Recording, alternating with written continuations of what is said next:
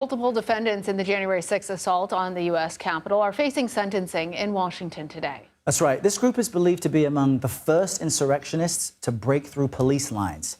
Prosecutors are pushing for a 9-year sentence for each of the men for leading the initial wave that breached the restricted perimeter and then went on to assault police officers. CBS News congressional correspondent Scott MacFarlane joins us now from outside of the federal courthouse in Washington. So, Scott, walk us through what you're seeing in court today. This is among the highest level, highest profile January 6 cases to go to sentencing in these 3.5 years. It was actually one of the first cases the Department of Justice brought. So they're going to have a marathon hearing that will consume this entire day as they try to secure 9-year prison terms for James Grant, Jason Blythe, Paul Johnson, and Stephen Randolph. They are certainly not household names, but according to the Department of Justice, they were the tip of the spear on January 6, 2021, in a critical first confrontation at those bike rack barriers against police. The group is accused of assaulting police. They were convicted at trial of assaulting police, of toppling officers, trampling on officers, and in one case, knocking an officer who badly cracked her head on the fall down.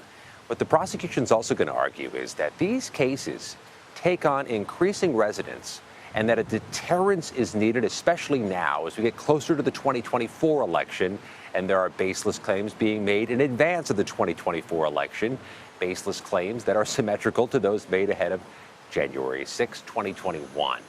The defense attorneys, one at a time, will make their case for leniency, but the Department of Justice has had this case in their sight lines from the start as a pivotal case, a messaging case, among the 1,500 people charged for January 6th.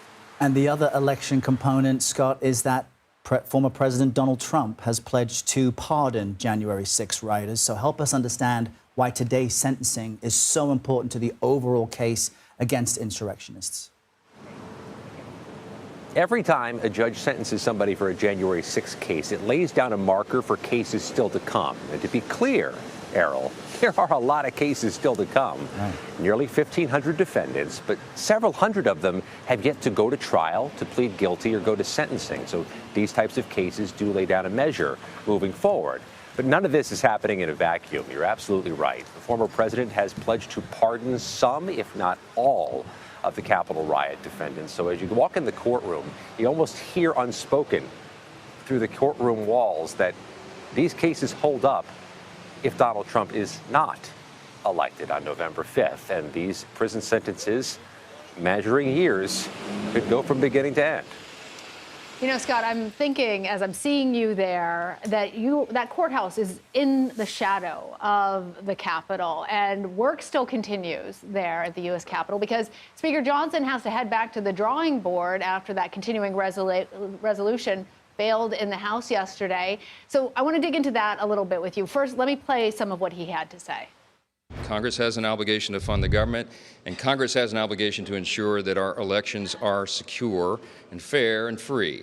And this vote tonight would have accomplished both. I'm very disappointed that it didn't pass. I want to note that every Democrat except 3 went on record once again for the second time voting against election security. This plan was expected to fail. You heard him get his jabs in on the opposing team, but ultimately, we need a continuing resolution or we need an agreement. What's the situation? What happens next? Plan A failed, and House Republicans, as this afternoon began in Washington, were not articulating a Plan B. They don't have one ready just now. So the shift is going to happen where this moves to the U.S. Senate, where the Senate Democratic leader, Chuck Schumer, is going to launch his own effort to get a shorter-term way to keep the government open without all that election immigration stuff on it.